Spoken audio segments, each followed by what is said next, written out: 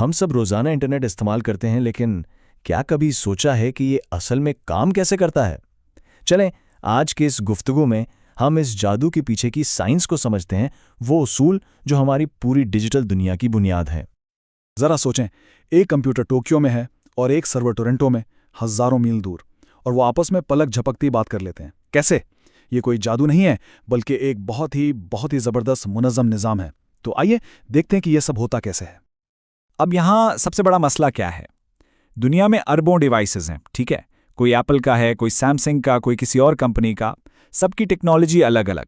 तो सवाल ये है कि ये सब आपस में इतनी आसानी से, बगैर किसी गड़बड़ के बात कैसे कर लेती हैं? और इसी मसले का एक बहुत ही ज़बरदस्त हल निकाला गया, जिसे हम कहते हैं OSI मॉडल। आप इसे कम्युनिकेशन का एक ब्लूप्रिंट समझ लें, एक नक्शा जो इस सारे पेचीदा सिस्टम को समझने के लिए हम सबको एक कॉमन लैंग्वेज देता है। तो ये है वो मशहूर OSI मॉडल।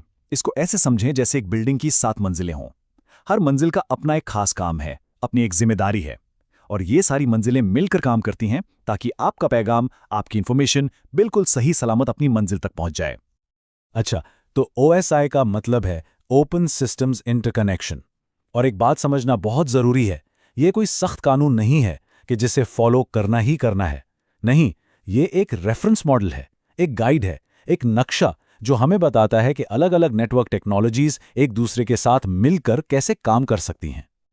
तो चलें अब देखते हैं कि डेटा का सफ़र इन लेयर्स में होता कैसे है। जब भी कोई इन्फॉर्मेशन भेजी जाती है ना, तो वो इन सातों लेयर्स से ऊपर से नीचे की तरफ सफ़र करती है। इस प्रोसेस को कहते हैं इनकैप्सुलेशन। इसको समझने का सबसे आसान तरीका है एक पार्सल का सोचना। जैसे आप कोई चीज़ भेजने के लिए पैक करते हैं, तो हर लेयर उस पार्सल पर एक नई पैकिंग की तह चढ़ा देती है।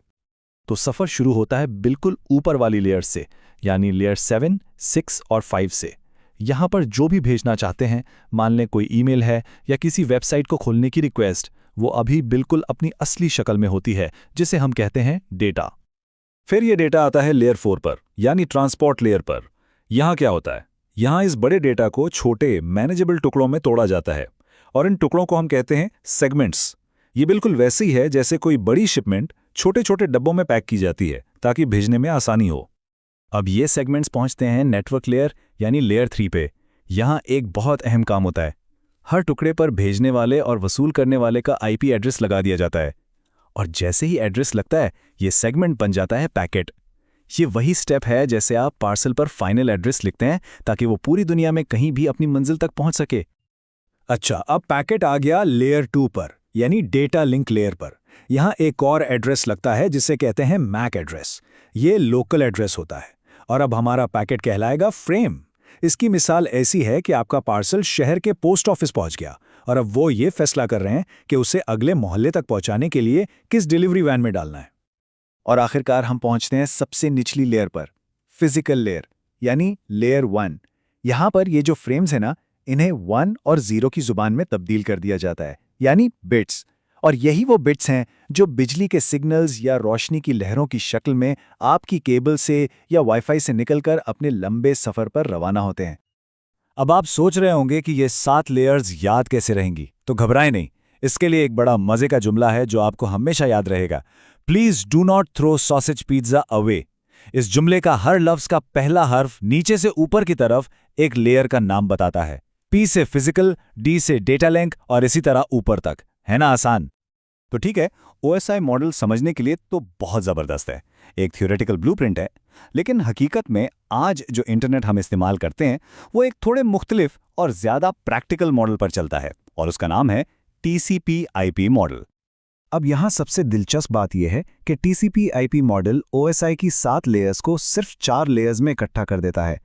आप देख सकते हैं कि OSI की ऊपर वाली 3 लेयर्स, एप्लीकेशन, प्रेजेंटेशन, सेशन, इन सब को TCP/IP में सिर्फ एक एप्लीकेशन लेयर बना दिया गया है, और इसी तरह नीचे की 2 लेयर्स को मिलाकर एक नेटवर्क इंटरफेस लेयर बना दिया गया है।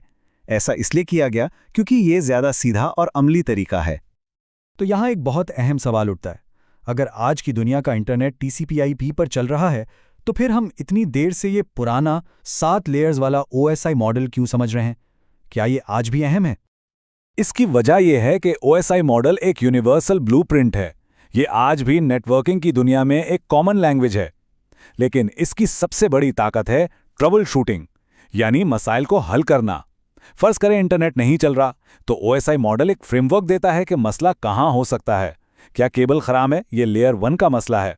क्या IP एड्रेस गलत है? ये लेयर 3 का मसला है। ये मॉडल सीधा मसले की जड़ तक ले जाता है। तो वापस इसी सवाल पर आते हैं। एक ऐसी दुनिया में जो 4 लेयर TCP/IP मॉडल पर चलती है, क्या उसका 7 लेयर वाला पुराना वर्जन अब भी काम का है? तो जवाब है बिल्कुल है। एक वाज़ेह यूनिवर्सल ब्लूप्रिंट के तौर पर जो हमें नेटवर्किंग की पेचीदा दुनिया को समझने और उसके मसले हल करने में मदद करता है, OSI मॉडल आज भी उतना ही ज़रूरी है जितना पहले कभी था। ये वो बुनियाद है जिस पर हमारी पूरी डिजिटल कम्युनिकेशन की इमारत खड़ी है।